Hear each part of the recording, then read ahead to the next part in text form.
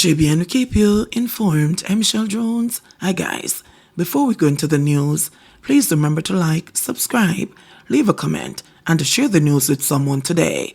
Now on to the news. Councillor-elect Winston Andis retracts withdrawal from JLP. Councillor-elect Winston Andis has acknowledged that it was the person heard in a leaked voice note announcing that he had walked away from the Jamaica Labour Party, JLP, but he has since had a change of heart. Andis admitted in a media statement on Wednesday that the leaked voice note was sent to a JLP-affiliated group where his sentiments were expressed in the heat of the moment. He complained in the voice note that, "The way I've been treated and disrespected, I'm not having any more of it.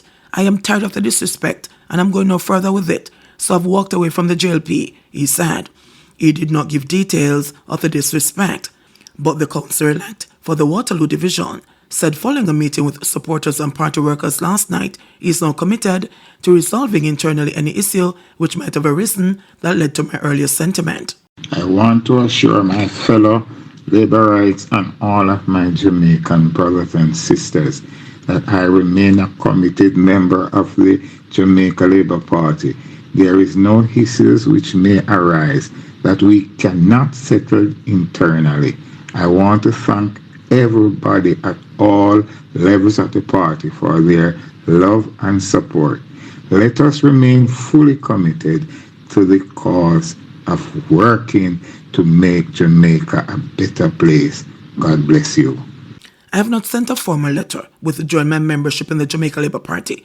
I wish to categorically state that I retract any verbal suggestion that I have left my party, which I have served faithfully for several decades, he said in the statement. And he said he was surprised by the leak and disappointed that personal discussions made it into the public domain.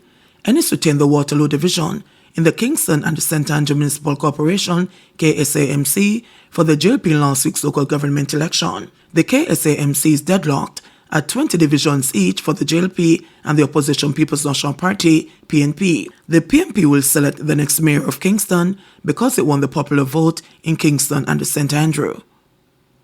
Man shot dead in Franklin Town gun attack. A man is dead following a gun attack on Albert Street in Franklin Town, Kingston, Tuesday morning. The deceased has been identified as Maurice Drummond. Reports are that Drummond went to a business establishment to purchase a phone card. Upon leaving, he was attacked by men traveling on a motorcycle who shot him several times. The attackers escaped following the incident.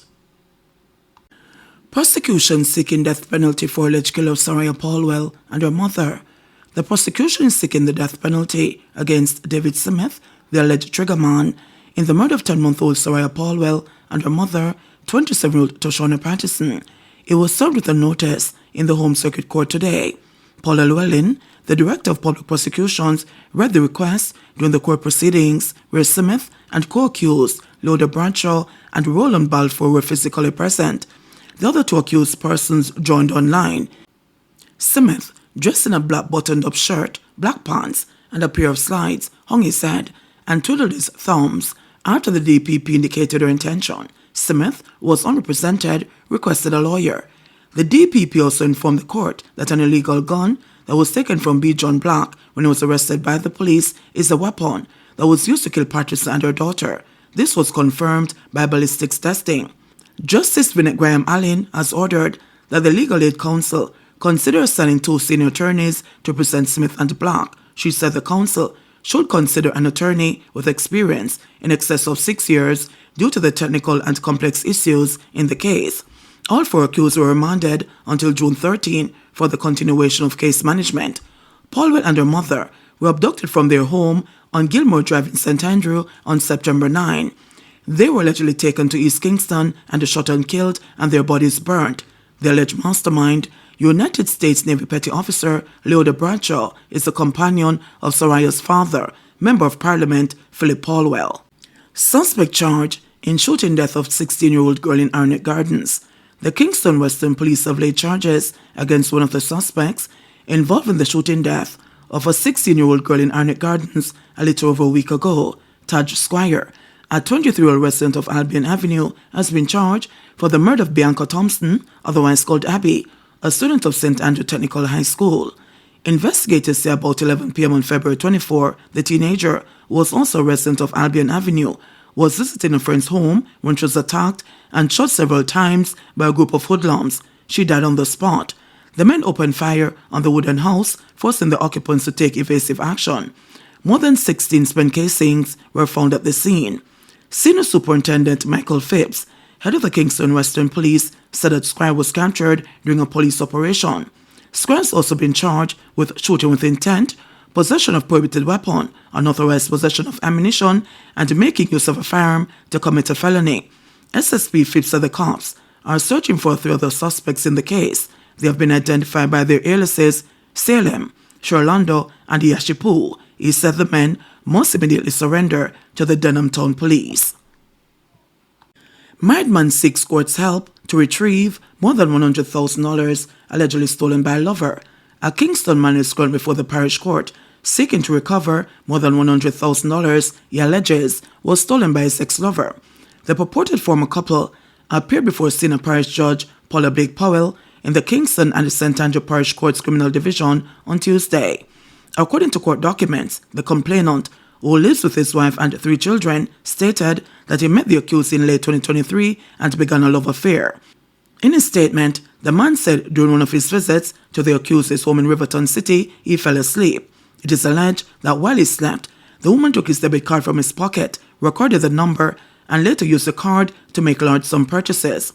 The complainant informed the court that on October 27, 2023, he attempted to withdraw money from an ATM, only to be informed that his account balance was $750, despite his claim of having over $100,000 in his account. He confronted his lover about the balance, and she reportedly admitted to using $20,000. He said further investigations by him revealed an online purchase of $75,000 made from his ex-lover's phone. While it remains unclear how the sum of $120,000 was accumulated, the woman agreed to repay the full amount. Judge Blake Powell, who referred to the woman as the man's ex, was quickly corrected by the accused, who alleges the 2 are still intimate. The judge hastened to inform the accused that their relationship status is not the matter before the court. It doesn't matter if you're still spouses, him want back him money. So when do you say you can pay it? The judge questioned. The woman committed to making the payment on April 30. Government to keep school rail service despite losses. Minister of Transport Darrell Vance has indicated that the government will continue the railway service for about 400 students in the Linstead-St. Catherine area despite losses by the Jamaica Railway Corporation, JRC. Vance was answering questions from opposition spokesperson on transport, Michael Phillips, during a meeting of Parliament's Standing Finance Committee on Tuesday. An additional $60 million has been allocated to the JRC in the upcoming budget, and Phillips sought an explanation. Is it that the ministry will continue the passenger service as is, or is there going to be some relook at it? Phillips questioned. The Railway Corporation is currently cash-starved, and that's as a result of the school railway transport service being offered to about 400 students in the Linstead-St. Catherine area, Vaz responded. It's difficult because the fact is that it's a social service and it's an essential service, and what we're doing at the moment is to find out how we can fund it until such time the Railway Corporation is able to expand on its revenue, he added. Vaz said one area that the JRC could look at to increase revenue is to take advantage of growth in the business process outsourcing BPO traffic in the St. Catherine region, explaining that the BPOs employ thousands of people in one location, and the transportation is a problem. That railway line runs across a number of them, and it's a good revenue earner because of the amount of persons that will be moved. The school train service started in September 2022 as a means to ease transport woes for students while offering a cheaper means of transportation. Meanwhile, some $800 million will be spent on several airstrips and airports in the upcoming fiscal year, including upgrades at Ian Fleming International Airport and the Tinson-Penn, Vernon Field, and the Negril Aerodrome. Further, an additional $1.3 million will be spent to procure a new instrument landing system for the Norman Manley International Airport. Further, an additional $1.3 million will be spent to procure a new instrument landing system for the Norman Manley International Airport in Kingston. JBNN will keep you informed. Please remember to subscribe, like, share, leave us a comment, and click the notification bell to receive our daily news items.